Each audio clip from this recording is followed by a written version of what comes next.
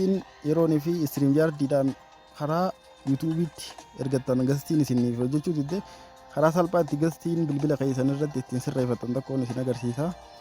Nageenya isin irraanfannee kam jirtan bakka jirtanitti nagaa fi salaamtaan teenya isin hageessu jechaa yeroonii fi bilbilaan gara yuutuubiitti dhuftanii karaa istiriim yaardiitti seentanii gastii namatti ergattan namoonni gastiin isaan inni maal godhuu qabdan jalqaba wantoota lama kan sirreeffachuu qabdanii jira. Jalqaba sitingii bilbila keessanii irra deemtanii erga sitingii bilbila keessanii irra deemtaniin booda maal gootanii sitingii bilbila keessanii irra deemuudhaan karuma salphaa ta'een gara appilikeeshin waan jettuutu jira jechuudha.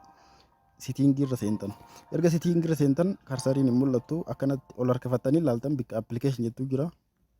Bikka app jetti aappis irra bu'uudhaan naannoo Google Chrome jirtu barbaaddanii jechuudha. Ol harkifattanii Google Chrome bakka jirtu barbaaddattan. Karaa Google Chrome erga dhuftaniin booda maal gootanii kallattumaan Google Chrome irratti kilik gootan. Google Chrome irratti erga kilik gootan Google Chrome akkanatti jira. By default yeroo maraa'u appilikeeshiniin YouTube chaanaalii irratti istiriim yaardii ittiin seentan Google Chrome ta'uu qaba. Saniifuu Chrome bakkeetti irratti erga kilik gootanii seentan booda permission waan jettu jira. Permission irra kilik gootan. Permission irratti erga buutaniin booda akkanatti isinii fida. Permission irratti erga kilik gootan booda namoonni gastiin isin hin nayne allow wanni jettu kun kaameeraa fi maayikiroofoon waan jettu kana jala jiraachuu qaba. Yoo jala hin jiraanne as keessatti ol galfachuu qabdanii jechuudha. Allow waan jettu kana jalatti. Saniifuu warroonni Google Chrome'dhaan istiriim yaardii yeroo ergattan istiriim yaardii namni gastii isin galchuu hin dandeenye iddoo kana sirreeffachuun dirqamata. Inni itti aanu inni lammaffaan ni jira jechuudha. Saniifuu wantoonni sirriitti godhachuu qabdan allow jalatti kaameeraa fi maayikiroofoon wanni jettu kun dirqama jiraachuu qaba. Yookiin taan yooma fakkeenyaaf noota allow waan jettu kana jala jiraate isin galchuu hin danda'u jechuudha gastiin.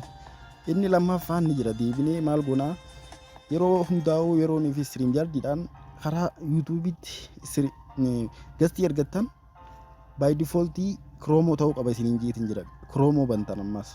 Inni lammaffaan Chrome bantanii erga Chrome bantan maaltu jira gama gubbaa kanarra iddootti naannoo yeroo diskitoop saayitii irra kaa'attanii YouTube fayyadamtanii san naannoo gama gubbaa gama harka mirgaarra irra kilik gootanii jechuudha. Sitingii Chrome seentan.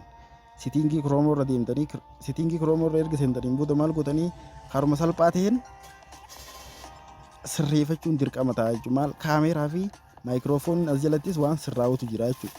Saniifuu eessa dhuftanii sitingii Chrome irra dhuftanii Chrome banattanii sitingii Chrome irra dhuftanii gad deemtan akkanatti ni harkifattanii saayit siting waan jettuutu jira. Saayit siting irratti erga kilik gootaniin booda maaltu jira kaameeraa waan jettu jira akkasumas maayikiroofoon waan jettu jira walii aanni jiran jirra kun. Saniifuu isaan kun on ta'anii ta'uu qaban. Akkamitti on akka gootan kaameeraa hanjuu irratti soon godhuuf irratti wixanii bantanii allow ta'e kanatti raayit ta'ee taa'uu qaba. Kana cufaa ta'ee taa'uu qabu. Yoo kana cufame istiriim yaardiirra gastii isin namni galchuu hin danda'u. Yeroo ergattanis gastii namni ol isin galchuu hin danda'u. Saniifuu on akkanatti ta'ee taa'uu qaba jechuudha. Ni deebitanii ammaas inni lammaffaan maayikiroofoon waan jettuutu jira. Maayikiroofoon isa jettu kanarrattis akkanatti on ta'ee taa'uu qaba.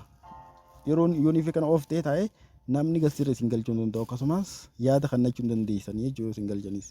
Saniifuu akkanatti on ta'ee taa'uun dirqama ta'a jechuudha.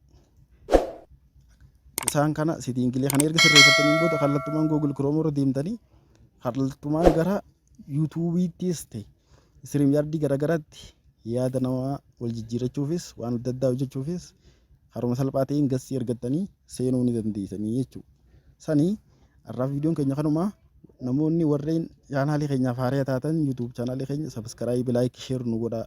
Yeroo hundaa'u akka viidiyoon keenya isin bira ga'uuf all notification irra kaa'attanii karaa salphaa ta'een gaafii qabdaniis asuma irratti wal jijjiirraa jecha waan daawwattaniif galatooma yeroo gaarii.